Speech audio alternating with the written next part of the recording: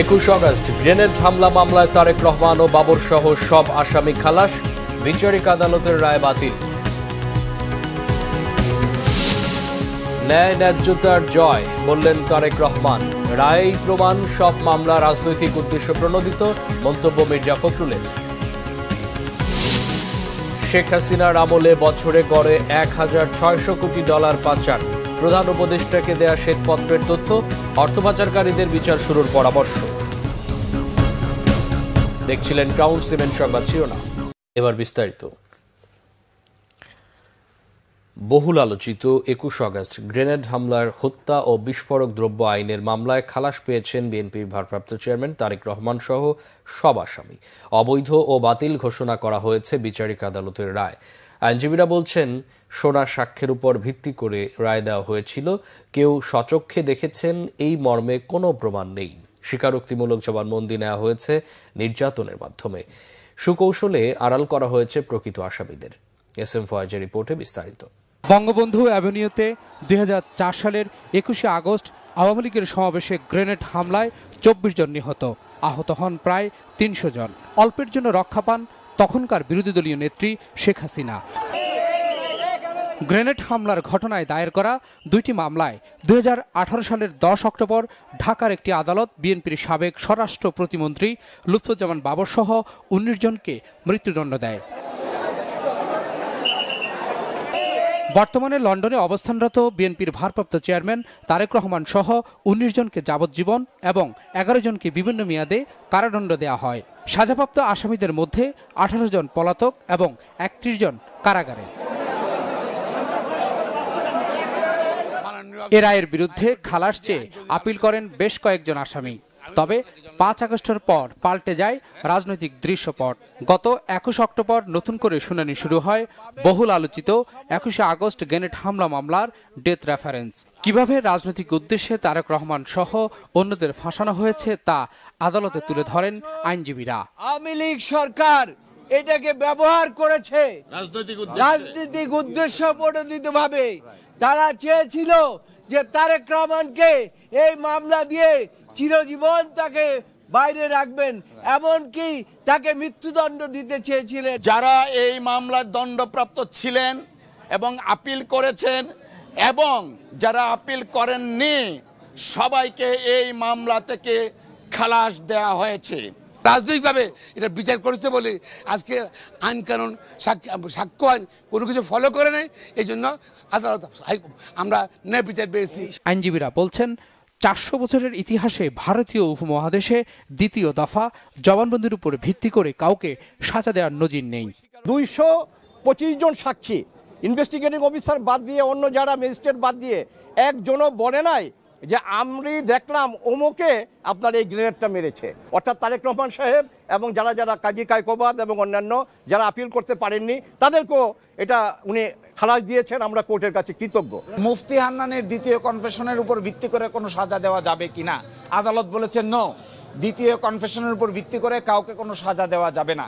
প্রথমটা দাঁড়িয়েছে further investigation যে হয়েছে, এই ফার্দার ইনভেস্টিগেশনের মামলার আমলে গ্রহণকারী আদালত কোনটা হবে? এই আমলে গ্রহণকারী আদালত হয়েছে ট্রায়াল কোর্ট। আইনে আছে আমলে গ্রহণ করবে হলো সব ম্যাজিস্ট্রেট আদালত। এখন দেখা গেছে আমলি আদালত আমলে না গ্রহণ করে যা বিচারিক আদালত আমলে গ্রহণ করেছে। হাইকোর্ট ডিভিশন বলেছেন এইটা বাংলাদেশের সকল সিদ্ধান্তের আলোকে অবৈধ হয়েছে। স্বজনরা বলছেন, ন্যায় বিচার পেয়েছেন তারা। আমার পরিবার ন্যায় বিচার পেয়েছে। আমার পরিবারের পক্ষ থেকে এইখানে আইনজীবী যারা রয়েছেন তাদেরকে আমি ধন্যবাদ জানাচ্ছি। আমি জন্মের পর থেকে আমার বাসায় কখনো আমার আব্বুকে দেখিনি। আমার বয়স 17, আমার আব্বু জেলে থাকার বয়সও 17। 21 আগস্ট গ্রেনেড হামলা মামলার রায় দেখে নির্দেশনা নিয়ে আপিলের বিষয়ে সিদ্ধান্ত নেওয়া হবে বলে জানিয়েছেন অ্যাটর্নি জেনারেল মোহাম্মদ আসাদুজ্জামান। রায়ে খালাস পেয়েছেন বিএনপির ভারপ্রাপ্ত চেয়ারম্যান তারেক রহমান, সাবেক স্বরাষ্ট্র প্রতিমন্ত্রী লুৎফুজ্জামান বাবর সহ সব আসামি। সেই সঙ্গে বিচারিক আদালতের দেয়া বিচারও অবৈধ ঘোষণা করেছে হাইকোর্ট। আইনজীবীরা বলছেন, প্রকৃত ঘটনা ও আসামিদেরকে আড়াল করতেই রাজনৈতিক উদ্দেশ্যেই ফাঁসানো হয়েছে তাদের। স্বজনরা বলছেন, দেরিতে হলেও তারা পেয়েছেন ন্যায় বিচার। S M Foyez, Bangla vision, Dhaka. 21 August মামলার রায় রাজনৈতিক প্রতিহিংসার অবসান ঘটে ইতিহাসের নতুন অধ্যায় খুলেছে বলে মন্তব্য করেছেন বিএনপির ভারপ্রাপ্ত চেয়ারম্যান তারেক রহমান। বলেন, সত্যের সৌন্দর্য ষড়যন্ত্রের উপর বিজয় লাভ করা, এটি ন্যায় ও ন্যায্যতার জয়। 21 আগস্ট গ্রেনেড হামলার মামলার রায়কে অবৈধ ও বাতিল ঘোষণা করায় আইনের শাসন প্রতিষ্ঠিত হয়েছে জানিয়ে বিবৃতি দিয়েছেন তারেক রহমান। তিনি বলেন, রাজনৈতিক মতভেদের কারণে কারো জীবন বা পরিবার ধ্বংস করা উচিত নয়। দেশের মানুষকে ক্ষমতায়ন করে নির্বাচনে অংশগ্রহণের মাধ্যমে জনগণ নিজেদের ভাগ্য নির্ধারণ করতে সক্ষম হবে বলে আশা প্রকাশ করেন তিনি। আইনের শাসন, মানবাধিকার এবং মত প্রকাশের স্বাধীনতা প্রতিষ্ঠায় নিয়মভিত্তিক সমাজ গঠনের স্বপ্নের কথা জানান বিএনপির ভারপ্রাপ্ত চেয়ারম্যান। 21 আগস্ট গ্রেনেড হামলা মামলায় বিএনপির ভারপ্রাপ্ত চেয়ারম্যান তারেক রহমান সহ সকল আসামি উচ্চ আদালত, হাইকোর্ট থেকে খালাস পাওয়ায় স্বস্তি প্রকাশ করেছে বিএনপি মহাসচিব মির্জা ফখরুল ইসলাম আলমগীর এক বিবৃতিতে বলেছেন, আওয়ামী ফ্যাসিবাদী সরকার রাজনৈতিক উদ্দেশ্য প্রণোদিত হয়ে এই মামলাতে তারেক রহমানকে অভিযুক্ত করেছিল। আইনগতভাবে অভিযোগ মোকাবেলা করে উচ্চ আদালত থেকে বেকসুর খালাস পেয়েছেন তারেক রহমান। তার বিরুদ্ধে থাকা সকল মামলাই যে রাজনৈতিক ষড়যন্ত্রমূলক ছিল, এই রায়ের মধ্য দিয়ে তা আবারও প্রমাণিত হল বলে মন্তব্য করেন বিএনপি মহাসচিব। বিএনপি নেতারা বলেছেন, 21 আগস্ট গ্রেনেড হামলা মামলায় ন্যায় বিচার করেছে উচ্চ আদালত। ফ্যাসিবাদী আমলে বিচারের নামে অবিচার হয়েছে। 21 আগস্ট বিদেশি শক্তির দ্বারা হামলা চালানো হয়েছে, এর সাথে বিএনপি জড়িত ছিল না বলেছেন মির্জা আব্বাস। সাম্প্রদায়িক উস্কানি দিচ্ছে ভারত, আর সেখানে বসে শেখ হাসিনা দেশ অস্থিতিশীল করার চক্রান্ত করছে বলে অভিযোগ করেন বিএনপি নেতারা। আরও জানাচ্ছেন জাহাঙ্গীর আকন্দ। জাতীয় প্রেস ক্লাবে এক আলোচনায় বিএনপির স্থায়ী কমিটির সদস্য মির্জা আব্বাস অভিযোগ করেন, গত 15 বছরে সঠিক ইতিহাস ডাস্টবিনে ফেলে দিয়েছিল স্বৈরাচারী সরকার। 21 আগস্ট গ্রেনেড হামলা বিদেশি শক্তির কাজ। এই ঘটনায় তারেক রহমানকে জড়িয়ে মিথ্যা মামলা দেয়া হয়েছে। গ্রেনেড হামলা কখনোই বিএনপি ইনভলভ ছিল না। একটা বিদেশি শক্তি এই অপকর্মটা করে দেশ নেতৃত্ব খালেদা জিয়া এবং বিএনপির অ্যাক্টিং চেয়ারম্যান ওনাকে ফাঁসাতে চেয়েছিল। একটা ভুল মিথ্যা মামলা তৈরি করে সাজানো একটি গল্প তৈরি করে সেই গল্পের উপরে ভিত্তি করে তাকে সাজাও দিয়ে দিয়েছিল। যে রায় ঘোষণা হয়েছে, এখান থেকে তারেক রহমান সাহেব এর মধ্যে দায়ী ছিল না বিধায় তাকে খালাস দেওয়া হয়েছে। বিগত দিনগুলোতে আমরা ন্যায় বিচার পাই নাই। মির্জা আব্বাস বলেন, বর্তমান সরকারকে বিব্রত করতে একটা অশুভ ষড়যন্ত্র চলছে। বিএনপি আশা করছে বর্তমান সরকারের হাত দিয়ে দেশে গণতন্ত্র ফিরে আসবে। এত সুন্দর সম্মিলিত একটা দেশ, এক সৌহার্দ্যপূর্ণ একটা দেশ, সকল জাতি গোষ্ঠীতে দেশ, সেই দেশটাকে আজকে তারা একটা সাম্প্রদায়িক দেশ হিসাবে প্রমাণ করার চেষ্টা করছে বিশ্বব্যাপী। ইসকন কিন্তু বহু আগে থেকে প্রিপারেশন নিচ্ছে, এটা ঠিক, কিন্তু বাংলাদেশ সকল হিন্দুরা কিন্তু ইসকনের সদস্য নয়। এবং ইসকনের সদস্যদের পরীক্ষা করে দেখবেন, এরা সব বাংলাদেশি নাগরিক নয়, অনেক আছে। এদের একটা অসৎ উদ্দেশ্য আছে, বাংলাদেশে একটা সাম্প্রতিক গন্ডগোল লাগানোর জন্য, যাতে করে এর মধ্যে ইন্ধন যোগাচ্ছে কে? খুনি হাসিনা, পলাতক খুনি হাসিনা। তিনি কি ওখান থেকে কলকাঠি নাড়ছেন। সারা বিশ্বের কেউ যখন তাকে হাসিনাকে জায়গা দেয় না, আজকে ভারত হাসিনাকে কেন লালন করছে, কোন অধিকারে, কিভাবে লালন করছে, এটা আমার প্রশ্ন থেকে গেল। এদিকে নয়াপল্টনের কেন্দ্রীয় কার্যালয়ের সংবাদ সম্মেলনে 21 আগস্ট গ্রেনেড হামলা মামলার রায়ে সন্তোষ প্রকাশ করেন বিএনপির সিনিয়র যুগ্ম মহাসচিব রুহুল কবির রিজভী। ন্যায় বিচার হয়েছে এবং আমরা দীর্ঘদিন রাজনৈতিক সংগ্রাম এবং ন্যায় বিচারের জন্য যে সংগ্রাম করেছি তার কিছুটা হলেও আজকে প্রতিফলন হয়েছে। আওয়ামী লীগ নিষিদ্ধ করা না করার সিদ্ধান্ত নেওয়ার এখতিয়ার সরকারের, বিএনপির উপর দায় চাপানো দুঃখজনক। জাহাঙ্গীর আকন্দ, বাংলা ভিশন, ঢাকা। 21 আগস্টের ঘটনায় আসল অপরাধীদের না খুঁজে রাজনৈতিক প্রতিহিংসার কারণে তারেক রহমান সহ বিরোধী দল দমনের হাতিয়ার হিসাবে একে ব্যবহার করেছিল শেখ হাসিনা সরকার। উচ্চ আদালতের রায়ে তা প্রমাণ হয়েছে বলে মন্তব্য করেছেন বিএনপির স্থায়ী কমিটির সদস্য ডক্টর AJM জাহিদ হোসেন। মুক্তিযুদ্ধের প্রজন্ম দলের প্রতিষ্ঠাবার্ষিকীতে জিয়াউর রহমানের সমাধিতে শ্রদ্ধা নিবেদন শেষে নেতারা বলেন, মুক্তিযুদ্ধের আসল ইতিহাস সংরক্ষণ করবেন তারা। মিরাজ হোসেন গাজী রিপোর্ট। জাতীয়তাবাদী মুক্তিযুদ্ধের প্রজন্ম দলের ২৮তম প্রতিষ্ঠাবার্ষিকী উপলক্ষে সংগঠনের নেতাকর্মী ও সমর্থকদের নিয়ে শহীদ রাষ্ট্রপতি জিয়াউর রহমানের সমাধিসৌধে শ্রদ্ধা জানান বিএনপির স্থায়ী কমিটির সদস্য ডাক্তার AZM জাহিদ হোসেন। এ সময় বিএনপির কেন্দ্রীয় ও মহানগরের নেতারা তার সাথে ছিলেন। শ্রদ্ধা নিবেদন শেষে দোয়া ও মোনাজাত করা হয়। পরে ডাক্তার AZM জাহিদ হোসেন সাংবাদিকদের বলেন, সম্পূর্ণ ব্যক্তি ও দলীয় স্বার্থে শেখ হাসিনা সরকার মুক্তিযুদ্ধকে ব্যবহার করেছিল। শুধু তাই না, রাজনৈতিক প্রতিপক্ষকে ঘায়েল করতে বেছে নিয়েছিল হামলা মামলার পথ। একটা সাপ্লিমেন্টারি চার্জশিটের মাধ্যমে আমাদের দলের ভারপ্রাপ্ত চেয়ারম্যান জনাব তারেক রহমানকে 21শে আগস্ট গ্রেনেড হামলা মিথ্যা মামলায় জড়িয়ে তারা কি সাজা দিয়েছিল। আজকে কিছুক্ষণ আগে রায় বেরিয়েছে, হাইকোর্ট সেই সমস্ত রায় খারিজ করে দিয়েছে। অর্থাৎ আইন যখন তার নিজস্ব গতিতে চলে তখন সত্যিকার অর্থে মানুষ আইনের সেবা পায় এবং আদালতে আশ্রয় পায়। অর্থাৎ তারা সত্যিকার অর্থে কে দোষী সেটা ধরার চিন্তা করে নাই, তারা চিন্তা করেছে রাজনৈতিকভাবে কাকে প্রতিপক্ষ বানিয়ে কাকে ক্ষতিগ্রস্ত করা যাবে। মহান স্বাধীনতার ঘোষক জিয়াউর রহমানের সমাধিসৌধে দাঁড়িয়ে মুক্তিযুদ্ধের সঠিক ইতিহাস ছড়িয়ে দেওয়ার অঙ্গীকার করেন মুক্তিযোদ্ধাদের সন্তানরা। বাংলাদেশ জাতীয়তাবাদী দল এমন দল যে কোনো মুক্তিযোদ্ধাকে কখনো অপমান করে নাই, কিন্তু আওয়ামী লীগ করেছে, এটা ইতিহাস বলে। তো সুতরাং বাংলাদেশ জাতীয়তাবাদী দল সকল মুক্তিযোদ্ধাদেরকে দলমত নির্বিশেষে, ধর্ম বর্ণ নির্বিশেষে সম্মান দেবে। আমরা মুক্তিযুদ্ধের চেতনাকে বাস্তবায়ন করতে চাই, অর্থাৎ আগামী দিনে বাংলাদেশের জনগণ যাতে ভোট দিয়ে তাদের নির্বাচিত সরকারকে, প্রতিনিধিকে, জনপ্রতিনিধিকে নির্বাচিত করতে পারে এবং জনগণের সরকার প্রতিষ্ঠা লাভ করে, এটাই হবে যে মুক্তিযুদ্ধের চেতনার আসল বাস্তবায়ন। ঢাকার আশপাশের উপজেলাগুলো থেকেও মুক্তিযুদ্ধের প্রজন্ম দলের নেতাকর্মীরা শহীদ জিয়াউর রহমানের সমাধিসৌধে শ্রদ্ধা জানাতে আসেন। মিরাজ হোসেন গাজী, বাংলা ভিশন, ঢাকা। বছরে গড়ে ১,৬০০ কোটি মার্কিন ডলার বিদেশে পাচার হয়েছে শেখ হাসিনার আমলে। অর্থনৈতিক শ্বেতপত্র প্রণয়ন কমিটির প্রতিবেদনে এমন তথ্য উঠে এসেছে। অর্থ পাচারে জড়িত ব্যক্তিদের বিচারের জন্য বিশেষ বিচার শুরুর পরামর্শ দেওয়া হয়েছে। প্রধান উপদেষ্টা অধ্যাপক ড মোহাম্মদ ইউনূস প্রতিবেদনটিকে একটি ঐতিহাসিক দলিল হিসেবে আখ্যা দেন। আর্থিক খাতের অনিয়মের বিষয়টি প্রকাশের কথাও বলেছেন প্রধান উপদেষ্টা। এটিকে সংস্কার প্রক্রিয়ার প্রথম ধাপ বলেও উল্লেখ করেন ড ইউনূস। রিপোর্ট সৈয়দ আব্দুল মুহিতের। শেখ হাসিনার শাসনামলে অর্থনীতিতে অনিয়ম দুর্নীতি তদন্তে ডক্টর দেবপ্রিয় ভট্টাচার্যের নেতৃত্বে 12 সদস্যের শ্বেতপত্র প্রণয়ন কমিটি গঠন করে অন্তর্বর্তী সরকার। সেই কমিটি প্রধান উপদেষ্টার তেজগাঁও কার্যালয়ে আনুষ্ঠানিকভাবে প্রতিবেদনটি হস্তান্তর করে।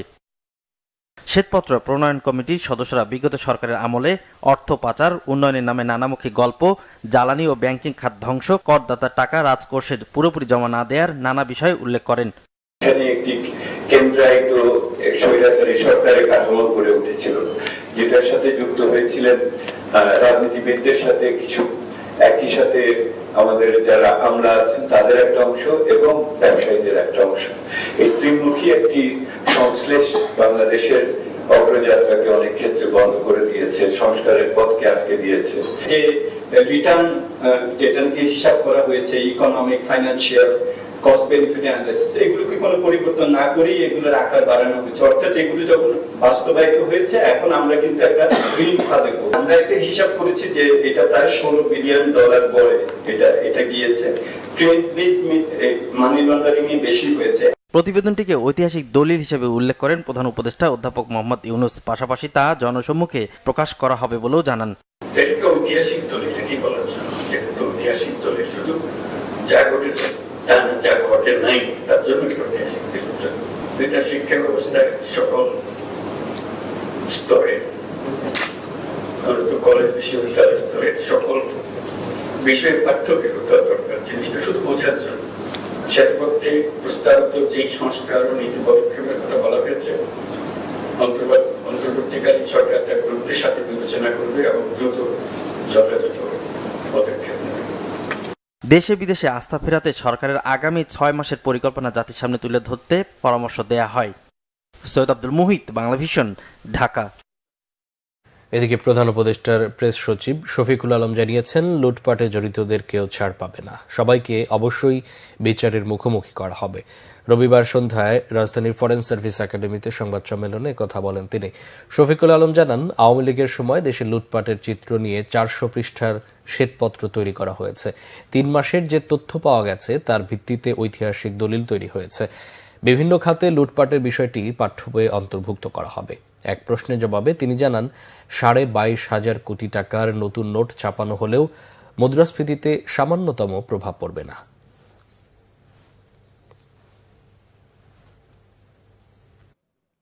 যে উন্নয়নের যে গল্পটা করেছিল সেটাকে ওনারা আসলে পোস্টমর্টেম করেছেন।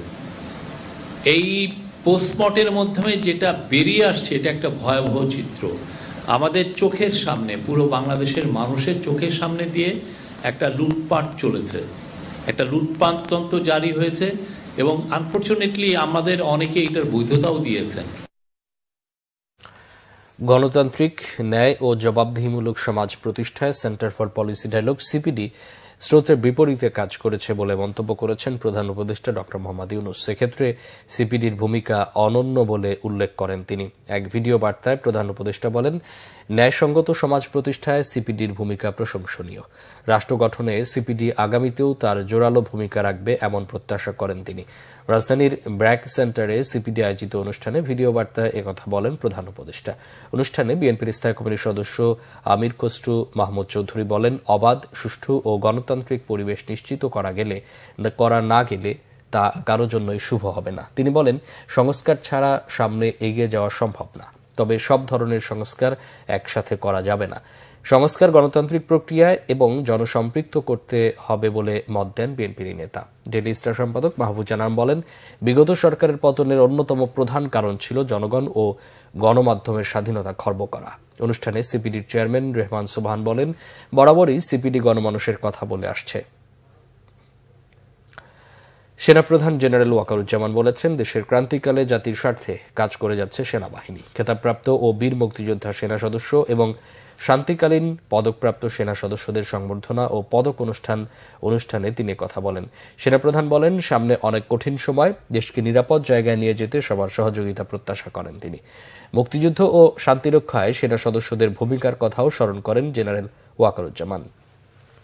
অনুষ্ঠানে সেনাবাহিনী প্রধান 2023-24 অর্থ বছরে শান্তিকালীন সময়ে বিভিন্ন বীরত্বপূর্ণ কাজের স্বীকৃতি হিসাবে 5 জনকে সেনাবাহিনী পদক, 5 জনকে অসামান্য সেবা পদক ও 18 জনকে বিশিষ্ট সেবা পদক সহ মোট 28 জন সেনা সদস্যকে পদক পরিয়ে দেন। অনুষ্ঠানের শুরুতেই খেতাবপ্রাপ্ত ও বীর মুক্তিযোদ্ধা সেনা সদস্যদের মহান মুক্তিযুদ্ধকালীন বীরত্বগাথা এবং শান্তিকালীন পদকপ্রাপ্ত সেনা সদস্যদের প্রশংসনীয় কর্মকাণ্ডের সারসংক্ষেপ তুলে ধরা হয়।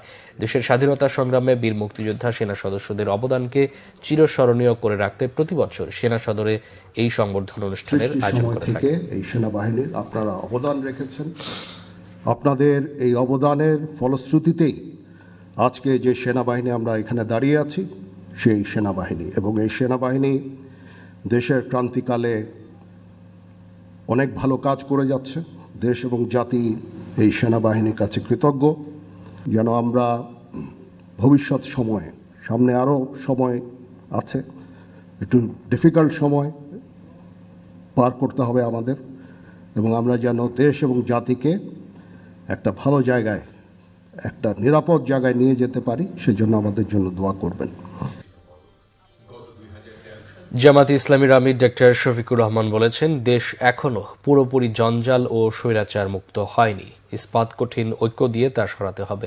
রবিবার সকালে খুলনার খান জাহান আলী থানা জামায়াতে ইসলামীর কর্মী সম্মেলনে প্রধান অতিথির বক্তব্যে তিনি একথা বলেন। ডক্টর শফিকুর রহমান আরও বলেন, কেউ কেউ একটা মিনিটও শান্তিতে থাকতে দিচ্ছে না দেশকে।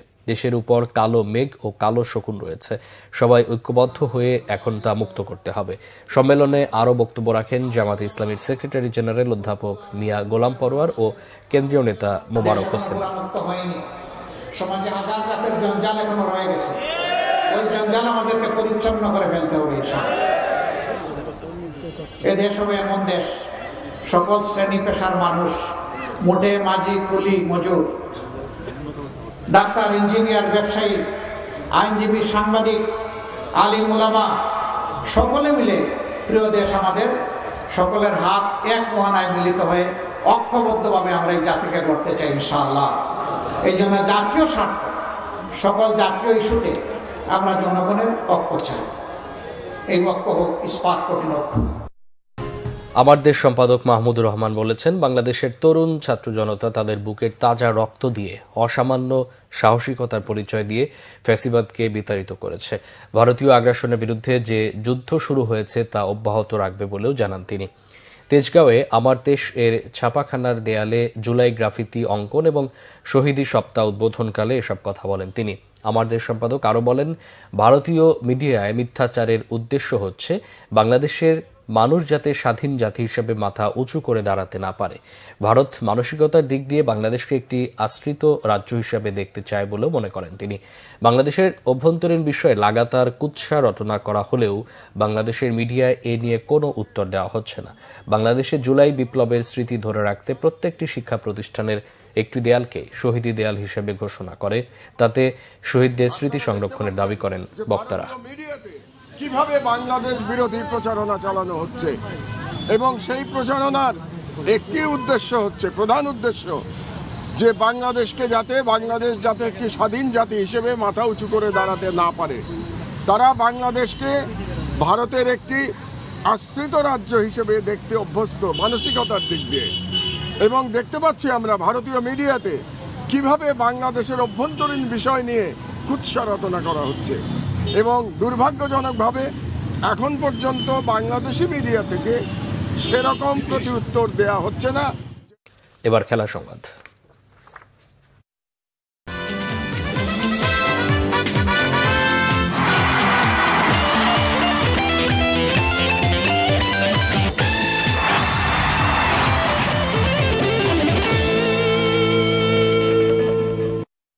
ক্রিকেট, দেশের হয়ে খেলার জন্য সাকিব এখনও মানসিকভাবে প্রস্তুত নয়, মন্তব্য বিসিবি সভাপতি ফারুক আহমেদের। তিনি বলেন, ফ্র্যাঞ্চাইজি লিগে খেলা আর দেশের হয়ে খেলা এক নয়। ওয়েস্ট ইন্ডিজের বিপক্ষে ওয়ানডে সিরিজ দিয়ে আবারও জাতীয় দলে ফেরার গুঞ্জন ছিল সাকিব আল হাসানের, তবে শেষ পর্যন্ত তেমন কিছু হচ্ছে না বলেই খবর। আফগানিস্তানের পর টাইগার এই অলরাউন্ডারের খেলা হচ্ছে না ক্যারিবিয়ান সিরিজেও। আসন্ন চ্যাম্পিয়ন্স ট্রফিতে সাকিব খেলবেন কিনা সেই বিষয়েও অনিশ্চয়তা দেখা দিয়েছে। এমনকি বিপিএলেও সাকিব খেলবেন কিনা নিশ্চিত নন বোর্ড প্রধান। তিনি চান সাকিব জাতীয় দলের হয়ে খেলুক, বিপিএলেও অংশ নিক। তবে বিষয়টি বোর্ডের হাতে নেই বলে জানান ফারুক আহমেদ। তার ক্যারিয়ার অনেকটাই নির্ভর করছে সরকারের সিদ্ধান্তের উপর। হাসানের ব্যাপারটা আসলে আমি খুব বেশি উত্তর দিতে পারি না। এটা আমি ঠিক, আপনি যদি আমাকে বারবার কোশ্চেন করেন, এটা আসলে আমি বিব্রত না। আমি চাই সাকিব আল হাসান খেলুক, কিন্তু ওর ব্যাপারটা আসলে পুরোপুরি ওর যে কারণে সে আসতে পারছে না, এটা কিন্তু আসলে ক্রিকেট বোর্ড এটার সাথে কোনোভাবে সম্পৃক্ত না। সেটার অ্যান্সার করা আমার জন্য খুব ইজি না আর কি। সো এটা দেখতে হবে আইন শৃঙ্খলা রক্ষাকারী বাহিনী, কোর্ট আছে, যারা আছেন তারা যেখানে আছেন তাদেরই এটা ব্যাপারটা মীমাংসা করতে হবে। আমরা তো এখনও আমাদের লিস্টে আছে, আমরা আশা করি জোর একটা মানে সে যেভাবে চাচ্ছে বা এটা কিছু যদি সমাধান হয় তাহলে ডেফিনেটলি স্টিল আমি মনে করি সাকিব এখনও ক্ষমতা রাখে খেলার ন্যাশনাল টিমে। বাট এইভাবে আসলে একটা প্লেয়ারের জন্য খুব বেশি একটা মানে সে যে দেশের বাইরে থেকে টুর্নামেন্টগুলো খেলবে, তাকে মেন্টালি খুব একটা, আপনি জানেন যে একটা ফ্র্যাঞ্চাইজি লিগ খেলা, দেশের জন্য খেলা এক কথা না, আপনার প্রিপারেশন হয়, টিমের জেলটা দরকার হয় খুব বেশি। সেটা যদি করতে পারছে না এখন আসলে মানে ও আমার মনে খুব বড় একটা মেন্টাল স্টেটে নাই দেশের জন্য খেলার জন্য আমার মনে হয়। সংবাদ শেষ করব ক্রাউন 7 শিরোনামগুলো আরেকবার জানিয়ে। 21 আগস্ট গ্রেনেড হামলা মামলায় তারেক রহমান ও বাবর সহ সব আসামি খালাস, বিচারিক আদালতের রায় বাতিল। ন্যায় ন্যায্যতার জয় বললেন তারেক রহমান, রায়েই প্রমাণ সব মামলা রাজনৈতিক উদ্দেশ্য প্রণোদিত, মন্তব্য মির্জা ফখরুলের। শেখ হাসিনার আমলে বছরে গড়ে 1600 কোটি ডলার পাচার, প্রধান উপদেষ্টাকে দেয়া শ্বেতপত্রের তথ্য, অর্থ পাচারকারীদের বিচার শুরুর পরামর্শ। এই ছিল এখনকার মতো, পরে সংবাদ সকাল 10টায়, এর আগে 9টা রয়েছে নিউজ টপ 10। এছাড়া বাংলা ভিশন সংবাদ ও সংবাদ সংশ্লিষ্ট অনুষ্ঠান দেখতে ভিজিট করুন www.bvnews24.com ও facebook.com/banglavisionnews এবং সাবস্ক্রাইব করুন youtube.com/banglavisionnews। এতক্ষণ সাথে থাকায় অসংখ্য ধন্যবাদ।